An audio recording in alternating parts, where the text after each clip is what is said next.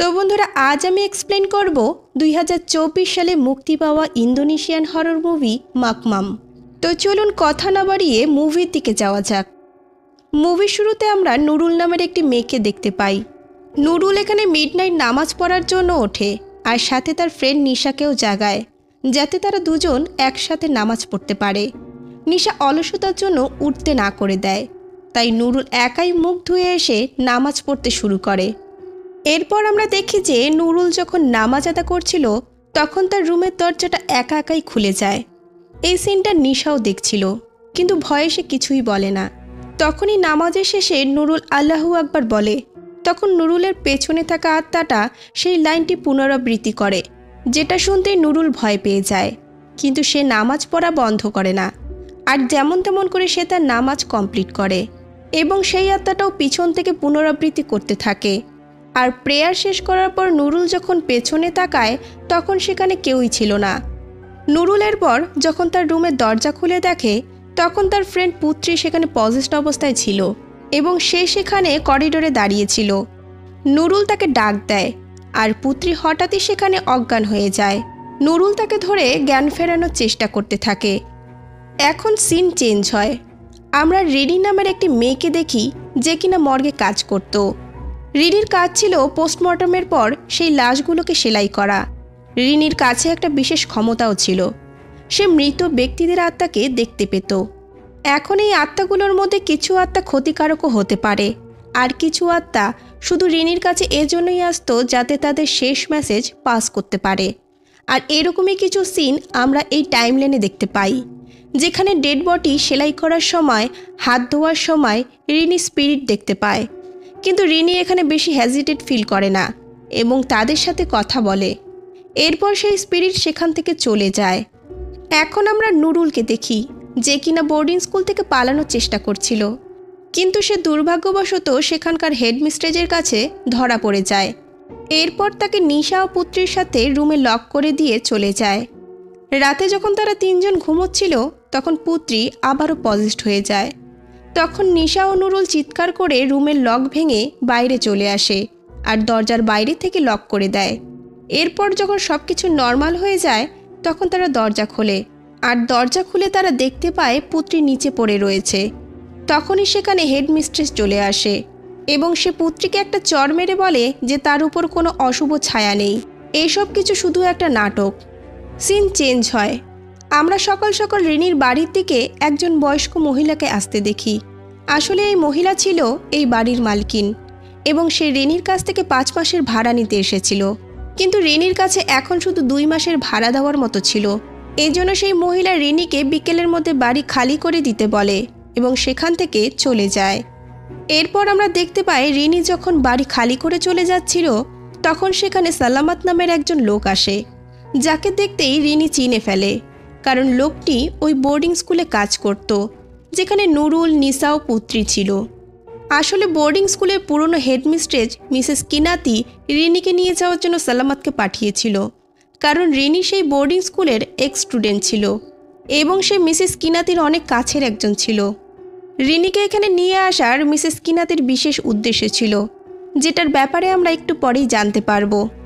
যাই হোক, এখন রাস্তায় যেতে যেতে সালামাত রিনিকে বোর্ডিং স্কুলের প্রেজেন্ট সিচুয়েশন বুঝিয়ে দেয় এবং বলে যে স্কুলের প্রেজেন্ট হেডমিস্ট্রেস মিসেস রোজি তিনি খুবই খারুস টাইপের এবং বাচ্চাদের টর্চার করা তো তার রোজ দিনের কাজ।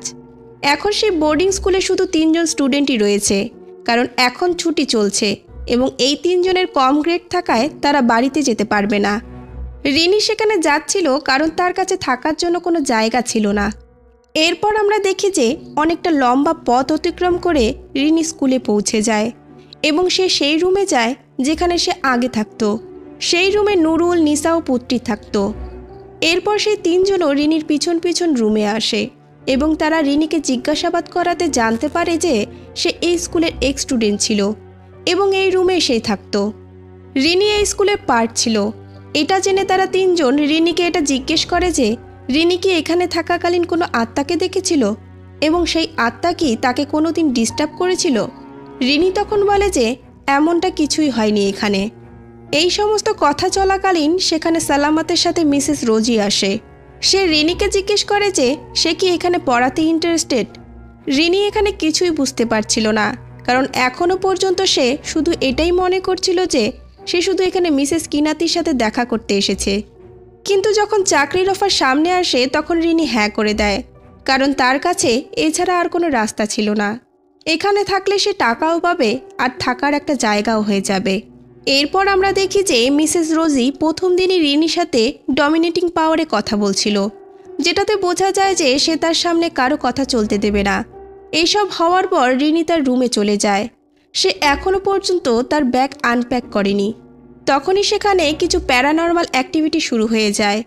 এরপর আমরা রিনির পিছনে একটি আত্মাকে দেখতে পাই, যে কিনা হিজাব পরেছিল এবং সে রিনির দিকেই তাকিয়েছিল। এরপর রিনি গিয়ে আলমারির ডোর খোলে এবং সেখানে একটা হিজাব রাখা ছিল। তখনই সেই আত্মা রিনির কানে জোরে চিৎকার করে ওঠে, যেটাতে সে খুবই ভয় পেয়ে যায়। এরপর সে যখন একটু নর্মাল হয় এবং সে আবারও আলমারিটা খোলে, তখন সেই হিজাবটা সেখান থেকে গায়েব হয়ে যায়। এই ঘটনার পর রিনি গার্ডেনের দিকে যায় আর সে দেখে যে সেই 3 জন মেয়ে আগে থেকে গার্ডেন পরিষ্কার করছিল। এখন রিনি সেখানে গেলে সেই 3 জন মেয়ে খাবার বানানোর জন্য চলে যায় এবং রিনি সেখানে বসে পড়ে। তখন রিনি দেখে যে একটা মেয়ে সাদা ড্রেস পরা তার সামনে দিয়ে যাচ্ছিল, আর যখন রিনি তার পিছা করে তখন সেই স্পিরিট একটি গাছের পিছনে গিয়ে গায়েব হয়ে যায়। তখনই কিছু সময় পর রিনির কাছে নুরুল আসে আর সে বলে পুত্রী আবারও পজেসড হয়ে গেছে। এরপর নুরুল, রিনি, নিসা স্কুলের করিডোরে যায়, যেখানে পুত্রী মেঝেতে বসেছিল এবং তার বডি পুরোপুরি ব্যান্ড হয়ে গিয়েছিল। পুত্রীর একটু কাছে গেলে অন্য আর একটি আওয়াজে কেউ বলছিল যে তার কাছ থেকে দূরে থাকতে এবং সেখান থেকে চলে যেতে বলে।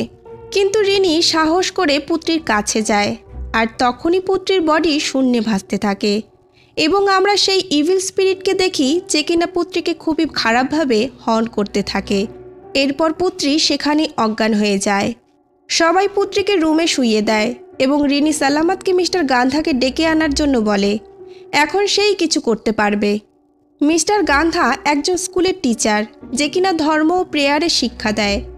সালামাতের বলে দেওয়া অ্যাড্রেসে রিনি যায় এবং সেখানে মিস্টার গান্ধাকে পেয়ে যায়। রিনি তার সাথে দেখা করে স্কুলে চলতে থাকা সমস্ত সমস্যার কথা বলে। সে বলে যে এই সমস্ত কিছু হলিডেতে প্রেয়ার করার সময় বেশি হয়, কারণ এই সময় পুরো স্কুল খালি থাকে এবং সেই 3 জন পীড়িত মেয়ে এই স্পিরিটকে মাকমাম বলে। এইসব শুনে মিস্টার গান্ধা রিনিকে 3 ধরনের শয়তানের কথা বলে, যেটা কিনা সেম ক্যাটাগরির, আর এদের কানজাম বলা হয় এবং তারা মানুষদের ইবাদতের সময় ডিস্টার্ব করে ভয় দেখায়, যাতে ধীরে ধীরে সবার খোদার উপর থেকে বিশ্বাস চলে যায়। এই জন্য মিস্টার গান্ধা রিনিকে বলে যে যা কিছু হয়ে যাক না কেন, ইবাদতের সময় যেন ধ্যান না সরায়। আর এই কথাটা রিনি যেন বাকি মেয়েদেরকেও বলে দেয়। আর এরপরেও যদি আরও কিছু খারাপ হয় তাহলে রিনি যেন তাকে কল করে ডেকে নেয়। এরপর আমরা দেখি যে রিনি আবার স্কুলে চলে যায় এবং মিসেস কিনাতির দেখাশোনা করতে থাকে। এখন এখানে মিসেস কিনাতি কথা বলতে পারত না, তাই সে রিনিকে লিখে বলে যে সে যেন এই স্কুলের হেডমিস্ট্রেস হয়ে যায়। রিনি তাকে জিজ্ঞেস করে যে তিনি কেন এটা চাইছেন। আর যখন মিসেস কিনাতি এর কারণ লিখতে যায় তখন একটা স্পিরিট তার হাত চেপে ধরে এবং তাকে হন্ট করে, যেটাতে সে অজ্ঞান হয়ে যায়। রিনি তাড়াতাড়ি সালামাতকে ডেকে আনে আর মিসেস কিনাতিকে তার রুমে শিফট করে দেয়। অন্যদিকে নিসা মিডনাইট প্রেয়ারের জন্য সে ওয়াশরুমে ফ্রেশ হতে যায়। সে যখন শাওয়ারের কাছে যায় তখন সে দেখতে পায় শাওয়ারের জলের জায়গায় রক্ত পড়ছিল, আর সে দ্রুত সেখান থেকে পালানোর চেষ্টা করে। কিন্তু এখানেও সেটাই হয় যেটা প্রতিটা হরর মুভিতে হয়, অর্থাৎ বাথরুমের দরজা খুলছিল না। নিশা জোরে জোরে বাথরুম থেকে চিৎকার করতে থাকে আর সবাই সেখানে তাড়াতাড়ি চলে আসে এবং দরজা খুলে তাকে সেখান থেকে বের করে আনা হয়। এই ঘটনার পর রিনি মিস্টার গান্ধাকে ফোন করে স্কুলে আসতে বলে। এরপর রিনি মিডনাইট প্রেয়ার করার জন্য চলে যায় আর প্রথমবার সেই সমস্ত কিছু ফেস করে যেগুলো কয়েকদিন ধরে সেই মেয়েগুলো ফেস করছিল। প্রেয়ার করার সময় মাকমাম রিনির পিছনে বসে থাকে, ডিস্ট্র্যাক্ট করার চেষ্টা করতে থাকে, কিন্তু মিস্টার গান্ধা যেসব করতে বলেছিল রিনি ঠিক সেটাই করে এবং সে পিছনে না তাকিয়ে ভয়ে ভয়ে পুরো প্রেয়ার কমপ্লিট করে ফেলে। প্রেয়ার শেষ করার পর যখন রিনি পিছনে দেখে তখন সেখানে কেউই ছিল না, কিন্তু সে যখন সামনে দেখে তখন মাকমাম স্পিরিট তার সামনেই দাঁড়িয়েছিল। যার জ্বলে যাওয়া চেহারাটাকে দেখতেই রিনি খুবই ভয় পেয়ে যায় এবং সে চিৎকার করে ওঠে। আর এই জ্বলে যাওয়া চেহারার পিছনেও একটা রহস্য আছে, যেটা কিছু সময় পরই খুলে যাবে। যাই হোক, তখনই সেখানে সালামত চলে আসে এবং সে বলে যে মিসেস কিনাতি তার রুম থেকে গায়েব হয়ে গেছে। এরপর তারা দুজন স্কুলের মধ্যে মিসেস কিনাতিকে খুঁজতে থাকে, কিন্তু তাকে কোথাও খুঁজে পাওয়া যায়নি। এখানে কথায় কথায় সালামত রিনিকে একটা রাজের কথা বলে। সে বলে যে রিনির হয়তো মনে আছে একবার স্কুলে আগুন লেগে গিয়েছিল, যেটাতে রিনির একটি হাত পুড়ে গিয়েছিল। রিনি তখন বলে হ্যাঁ, তার সব কিছুই মনে আছে। তখন সালামত বলে যে সবাই নিউজে এটা পড়েছিল যে এই আগুনে পুড়ে কেউই মারা যায়নি, কিন্তু এই কথাটা একদম মিথ্যে ছিল। আসলে সেই আগুনে রিনির ফ্রেন্ড নিংসি পুড়ে মারা গিয়েছিল। আর সালামত ও মিসেস কিনাতি নিংসির বডিকে স্কুলের গার্ডেনেই কবর দিয়েছিল, কারণ যদি সবাই জেনে যেত যে এই স্কুলে একজন স্টুডেন্টের মৃত্যু হয়েছে, তাহলে এই স্কুলে তালা লেগে যেত। তখনই সালামত বলে যে এখন স্কুলে যা সমস্ত ঘটনা ঘটছে, কোথাও না কোথাও নিংসির আত্মাই এই সমস্ত করছে। সে তার মৃত্যুর বদলা নিচ্ছে তাদের থেকে। এইসব কথা চলছিলই, ঠিক তখনই তারা পুত্রীকে দেখে যে সে পজেসড অবস্থায় গার্ডেনের দিকে যাচ্ছিল। সালামত রিনিকে বলে সে পুত্রীকে আনতে যাচ্ছে, আর সে যেন মিসেস কিনাতির রুমে যায়। রুমে বেডের নিচে একটা বক্স রাখা আছে, যার মধ্যে রিনি আরও কিছু তথ্য পেয়ে যাবে। এরপর তারা দুজন আলাদা আলাদা হয়ে যায়। এদিকে সালামত পুত্রীকে হোশে ফিরিয়ে আনার চেষ্টা করতে থাকে। তখনই পিছন থেকে রোজি পজেসড হয়ে সালামতের ওপর হামলা করে দেয়। একটা সিজার দিয়ে সালামতকে অনেকবার স্ট্যাব করে সেখান থেকে চলে যায়। অন্যদিকে রিনি কিনাতির রুমে যায় আর বক্সটা খুলে সমস্ত তথ্য পড়তে শুরু করে। তখনই তার মনে পড়ে যায় যে আগুন লাগার আগে নিংসি তার সাথেই শেষবারের মতো নামাজ পড়ছিল। আগুন লাগার পর যখন রিনির হাত জ্বলে গিয়েছিল, তখনই সে অজ্ঞান হয়ে যায়, আর তার জ্ঞান অনেক দিন পর হসপিটালের মধ্যে খুলেছিল। ততদিনে সে অনেক কিছু ভুলে গিয়েছিল যে এই সময় কি কি ঘটেছিল। পরে সবাইকে বলা হয়েছিল যে হলিডেতে নিংসি তার বাড়িতে চলে গিয়েছিল, আর সেখান থেকে সে কোথাও পালিয়ে গেছে। এখন রিনির এ সমস্ত কিছু মনেই করছিল। তখনই রুমের লাইট চলে যায়। তখন রিনি একটা ল্যাম্প জ্বালায়। ল্যাম্প জ্বালানোর পর রিনি কিছু শব্দ শুনতে পায়, আর হঠাৎই নিংসি স্পিরিট রিনির পা টেনে ধরে এবং রিনি পড়ে গিয়ে অজ্ঞান হয়ে যায়। ল্যাম্পটাও পড়ে গিয়ে ভেঙে যায়, আর সেই রুমে আগুন লেগে যায়। তখনই সেখানে মিস্টার গান্ধা পৌঁছে যায়, আর সে রিনিকে বাঁচিয়ে নেয়। এরপর মিস্টার গান্ধা মেয়েদেরকে রেস্কিউ করার জন্য চলে যায়। এখানে গিয়ে তার সামনা নিংসির স্পিরিটের সাথে হয়। তখন মিস্টার গান্ধা সেখানে এক্সোরসিজম পারফর্ম করে, যাকে ইসলাম ধর্মে রকিয়াও বলা হয়ে থাকে। এক্সোরসিজম শুরু করতেই নিংসি স্পিরিট সেখান থেকে চলে যায়, কিন্তু সে আবারও রোজিকে পজেস্ট করে ফিরে আসে। মিস্টার গান্ধা প্রথমে তো তার প্রেয়ারের দ্বারা নিংসি ও রোজাকে আলাদা আলাদা করে দেয় এবং শেষে নিংসি স্পিরিটকে এক্সোরসিজমের দ্বারা জ্বালিয়ে দেয়। এরপর আমরা দেখি যে মিসেস কিনাতি হসপিটালে অ্যাডমিট ছিল, আর জ্ঞান ফিরে আসার পর সে সবার কাছে তার কর্মের জন্য ক্ষমা চাইতে থাকে এবং সে শেষে রিভিল করে যে পুত্রী বারবার এই জন্য পজেস্ড হচ্ছিল কারণ নিংসি পুত্রীর বড় বোন ছিল। এখনও অবধি সবাই জানতো যে নিংসি বাড়ি থেকে পালিয়ে গেছে এবং সে জীবিত রয়েছে, কিন্তু এই কথাটা একদম ভুল ছিল।